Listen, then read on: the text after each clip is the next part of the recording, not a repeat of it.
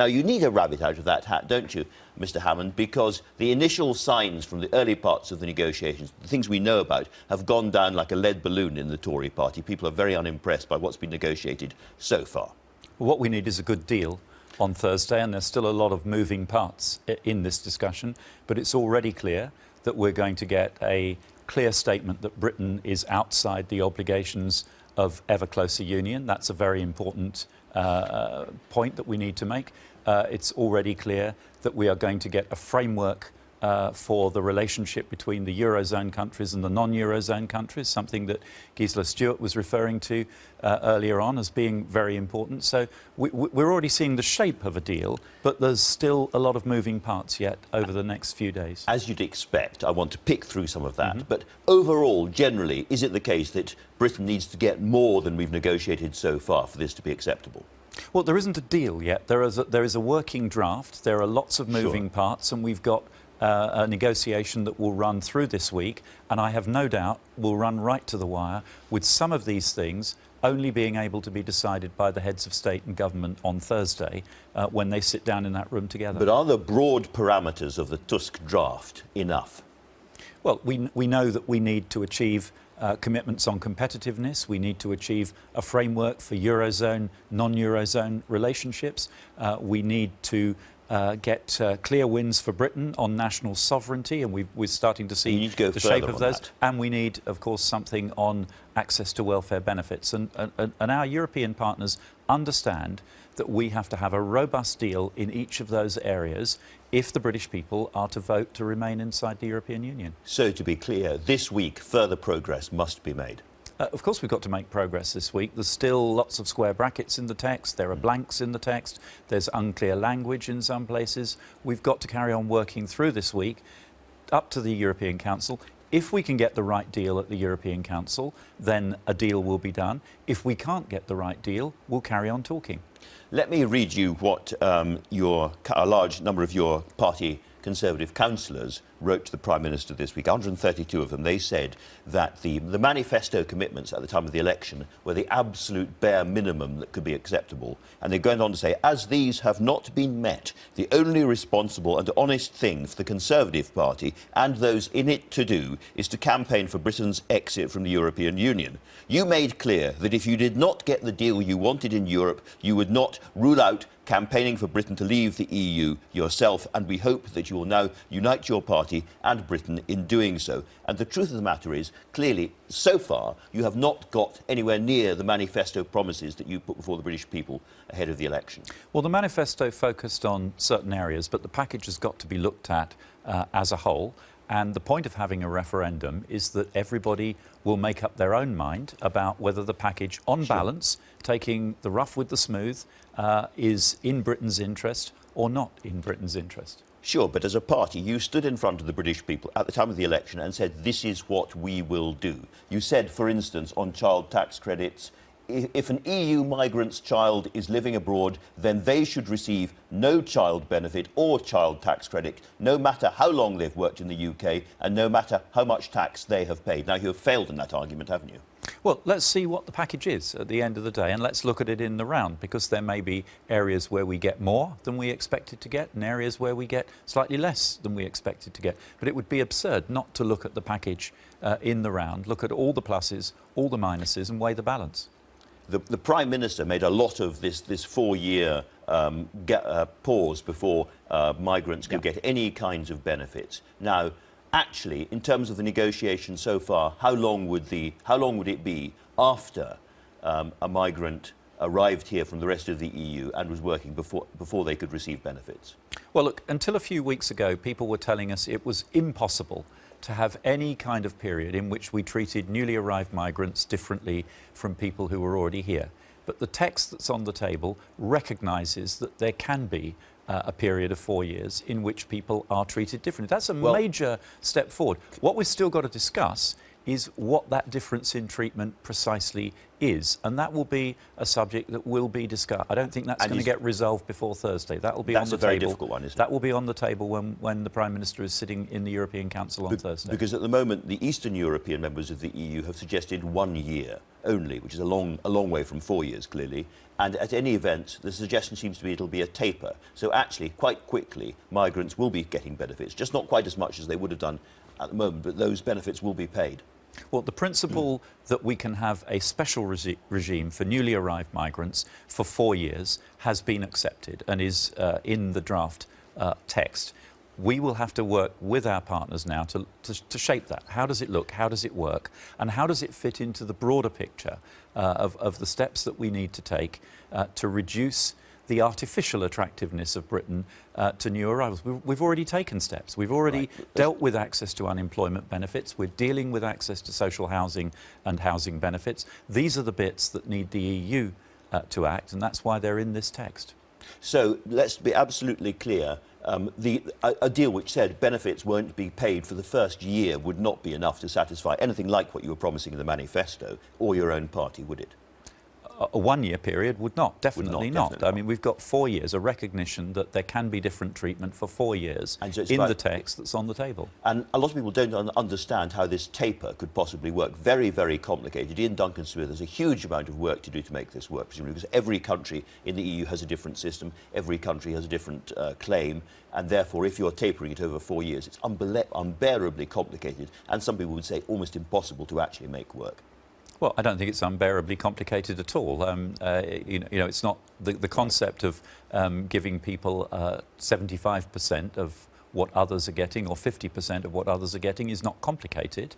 What we've got to do is look at what the actual proposals are within this 4 year period. But getting agreement that we can treat new arrivals differently for a period of 4 years is a major breakthrough in challenging, as we have done, one of the sort of sacred cows of European Union ideology. And it's very important to us that we are now talking about how we treat them differently rather than whether we can treat them differently.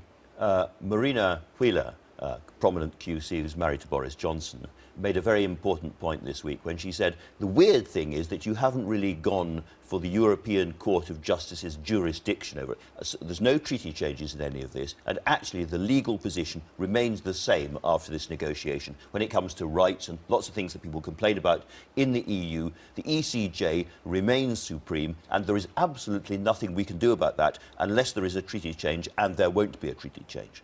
Well, first of all, you just talked about rights and so on. Remember that the ECHR and all the rights that flow from the European Convention on Human Rights is nothing to do with the European Union. Well, except have they not been incorporated by the European Court of Justice? Well, they're referred to, but that's a separate issue. But look, on the treaty change, legal question, we are still arguing that treaty change would be the best way to enshrine some of the changes that we need to make in this package. Is there any chance of us getting that? But it isn't essential to give them binding force. What is being proposed is that we will, in any case, whether we eventually have treaty change or not, in the first instance, we will have a binding international law decision registered at the United Nations with the status of a treaty, binding on all the member states, binding on the European Court to take account of it in any decisions that it makes. We would need that anyway, because even if treaty change is agreed, it will be years before that treaty change comes into force. And what the British people want to see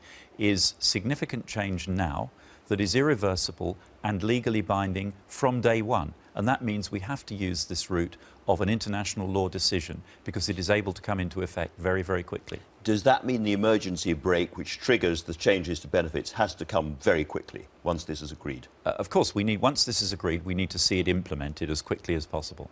All right, let's move on to another subject which is causing a lot of alarm this morning, which is Syria. Yes. Isn't the truth, as we were discussing over the paper review, that Assad is not going to be removed from power? Now, in effect, in terms of a struggle to stay in power, Assad has now won. No, I don't think so. I think the situation with regard to Assad is exactly the same as it was a year ago. But except that he's got the Russians backing him. But it's exactly the same as it was a year ago. Whether or not Assad goes or stays ultimately will depend on whether the Russians are prepared to use their influence to remove him. And that was exactly the same a year ago. I remember saying it. a year ago, more than a year ago, in the House of Commons, that there's one man on this planet who can end the civil war in Syria by making a phone call, and that's Mr. Putin. Meanwhile, however, Mr. Putin has conducted the war in favour of Assad. He's pushed aside most of the democratic opposition. For a long time, we had this great belief there was a powerful democratic Syrian opposition who could win this war. That is now for the birds, is it not? They've been defeated. No, they haven't. That's wrong. A Russian air attack has caused attrition against the opposition. There's about 150,000 moderate opposition fighters. I wouldn't call them all democratic, but moderate opposition fighters on the ground. The Russians have launched ferocious air attacks, rapidly increasing the intensity of them over the last few weeks, and that has forced them out of some of the positions that they controlled. But the important thing is the Syrian regime does not have the forces, does not have the strength and the organisation to take control of those areas. So it's a bit of a stalemate. They do with the Russians, though. No, they don't, because the Russians are only using, effectively, air power. They can force the opposition to give ground, but the regime is not able, has not shown itself able, to effectively take and control that ground. The last of the moderate opposition are holding out in Aleppo right now, and the Russians are pounding them.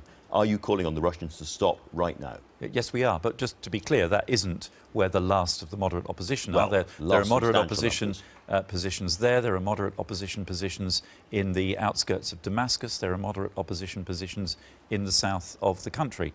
But the situation in Aleppo is extremely worrying.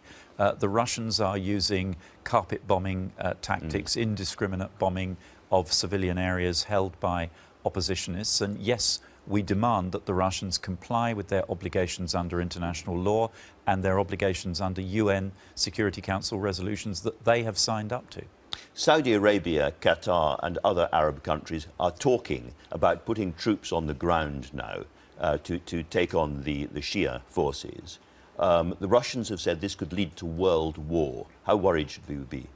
Well, I think that's a gross exaggeration by the Russians, but the Sunni Arabs of the Gulf are deeply concerned by the engagement in this war of Iranian forces, whether they're Iranian Revolutionary Guard Command or whether they're Shia militias or Iranian regular forces. The fact that there are Iranian forces on the ground in Syria is a deeply destabilizing factor. And if the Russians are concerned about this, what they should be doing is prevailing upon their Iranian allies to withdraw their forces from Syria. Absolutely. Just going back to Europe very briefly, question never seemed to be asked is, what happens to the rest of the EU if Britain leaves? Do you fear, I mean, Mr. Tusk had a kind of rather apocalyptic view. This is the days before the First World War. The whole house of cards could come down.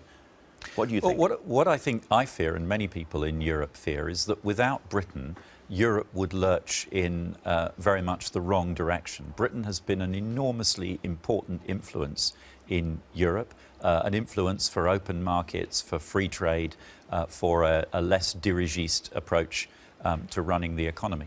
But I think what we have to remember... So if we leave, we would be dealing with a more dangerous, more hostile and less attractive Europe. We would be dealing with a Europe that looked very much less in our image. And I think the thing we have to remember is that there's a real fear in Europe that if Britain leaves, the contagion will spread. And I think people who say we'd do a great deal with Europe if we left, we'd get a great deal with Europe, forget that the countries remaining in the European Union will be looking over their shoulder at people in their own countries saying, well, if the Brits can do it, why can't we? And they will not have an interest in demonstrating that we can succeed outside the European Union.